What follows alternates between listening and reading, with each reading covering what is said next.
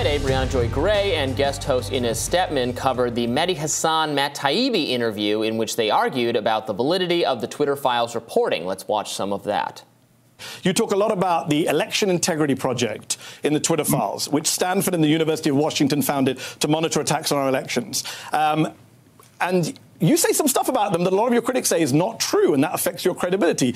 You said the EIP was founded in response to the government dropping its proposal for a disinformation government. Well, there you are. We're quoting you on screen. It wasn't. It was formed 2 years earlier. You suggest it was government funded, even though during the 2020 election that you're covering, it wasn't. You say they labeled 22 million tweets as misinformation in the run-up to the 2020 vote. They didn't. They flagged 3,000 election misinformation tweets for labeling, so you were only 21,997,000 off. And you also claim the EIP was... Let me finish the question. You can come back in. You also claim the EIP was partnered with the government Cybersecurity and Infrastructure Agency, CISA, to censor Twitter. But you mix up CISA, CISA, a Homeland Security Agency, with the Center for Internet Security, the CIS, which is a non-profit. In fact, you added an A to CIS. I think people can see it there in brackets to make that false claim. It's just error after error, Matt, on just this one topic. Error. But the other ones aren't. The 22 million number came from their own report? Yeah, where did it came from a report in March. Do you know what the 22 million number is, Matt? Can you tell me? Because we checked. 22 million is the number of tweets about election misinformation that they just mapped. How many tweets were they? The interview spurred an ongoing Twitter discussion with Taibbi, Hasan, and others, particularly around two errors that Mehdi Hasan targeted in Taibbi's reporting. Taibbi actually promptly corrected those. Mehdi tweeted, "My last word on the CISA, Matt Taibbi," this is quoting from Mehdi Hasan here, "Matt Taibbi suggesting a nonprofit was an intel agency to try to prove government collusion censorship wasn't just a typo or minor error. He said it to Congress under oath. It was key to his thesis. Will he be asking Jim Jordan to correct the record?" So then The Intercept's Lee Fong interjected, and he said, "Mehdi, you obviously haven't read the reporting here. CISA is the DHS agency that partnered with EIP. Here's an email of a CISA employee discussing an EIP-ticketed misinfo report to Twitter employees. Matt got it right."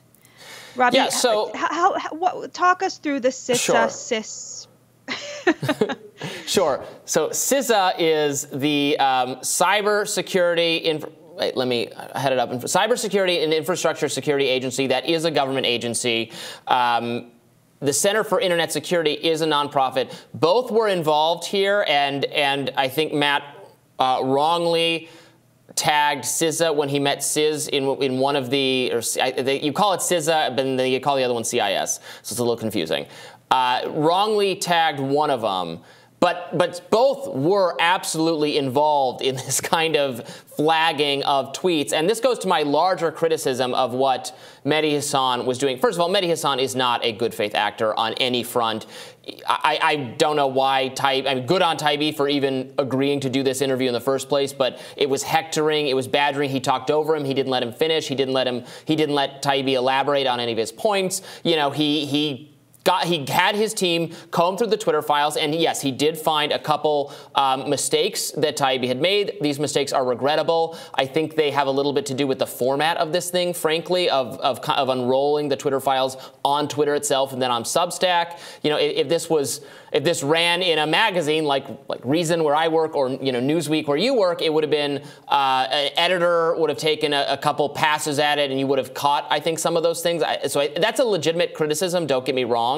But it does not at all override what has been shown in this reporting, which is a massive effort, coordinated effort by people who work for the government, journalists, political figures, to pressure Twitter on election issues, on COVID, and other things, like with the Hamilton 68, a fake list of Russian bots where everyone was accused of being a Russian bot, and Twitter itself knew this list was inaccurate and felt like they couldn't effectively say anything about it because they were under so much tremendous pressure from the media. Like, that's still real. The FBI flagging joke accounts, joke tweets about the election, that still all happened. So the framing that Mehdi Hasan won a couple, rhetorical fights. He's the author of a book called Win Every Argument. I guess he wins every argument by just like talking over you or, you know, nitpicking a few minor details. Again, that's fine. And Taibbi, to his credit, has corrected those things.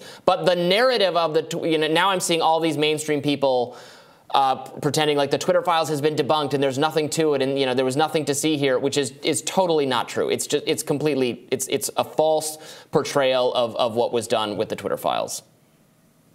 Yeah, I mean, I've said it before and I'll say it again. Matt Taibbi is the best journalist, the greatest journalist of his generation, and great journalists make mistakes because they take big swings at things. Mm-hmm. And the sign of whether you're a great journalist or not is not whether you make a mistake, but whether you correct it, which he immediately did.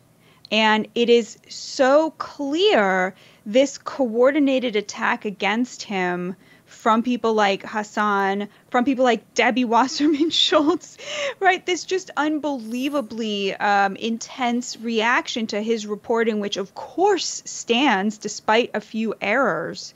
You know, it's so telling about how important the Twitter files actually was, because it revealed, you know, what nobody wanted to admit, which was this, like you said, this coordinated effort by leftist and liberal elites to censor things they didn't like on the internet in order to protect the American people from thinking their own thoughts and thinking independently about the most important issues of the day. Journalist Glenn Greenwald weighed in on this discussion, citing a March 2023 Pew Research survey showing that a majority of Democrats approve of the FBI, the CIA, and the DOJ, while Republicans disapprove. That's a shift that has occurred over the last several years.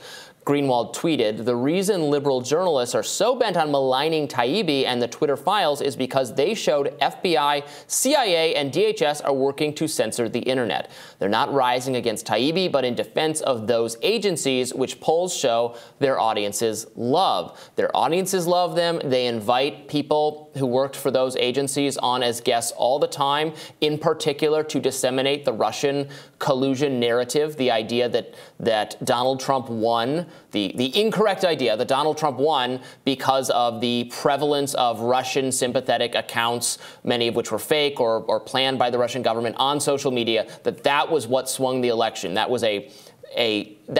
became the popular mainstream narrative for processing the 2016 election after the election. And in 2017 and 2018, there was just a crescendo of voices talking about on cable news and in respectable mainstream outlets saying that this was social media, particularly, honestly, Facebook, Mark Zuckerberg, not taking this issue seriously enough is how we got Trump. And since then, we've had so much good reporting that totally undermines that shows that the influence was not nearly as widespread or pernicious as people made it out to be. Accounts that were accused of being Russian are actually just real people with real, like they actually like Trump. Sorry, it's not everyone who says I like Trump is because you're like a Russian robot or something.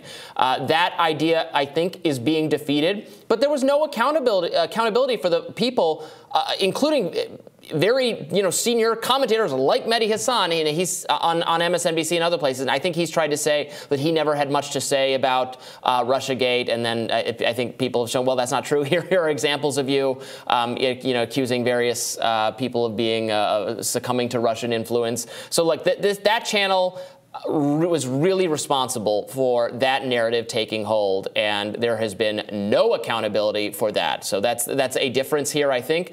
Taibbi, great, you got him on a couple things. He's admitted and corrected those.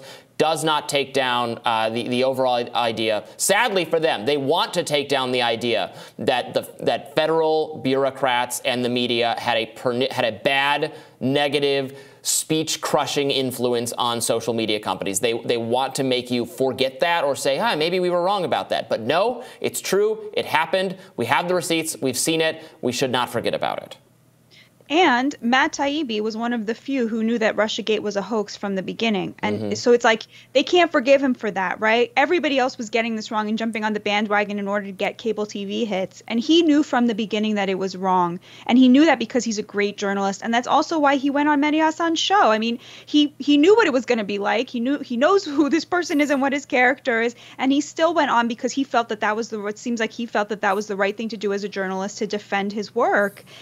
So I just think that he really, comes out of this, the victor. I mean, badgering somebody over these are tiny mistakes. I'm sorry. And then the majority of the Twitter files, extremely important reporting, whatever, you and I have debated about like the level, does it rise to the level of First Amendment?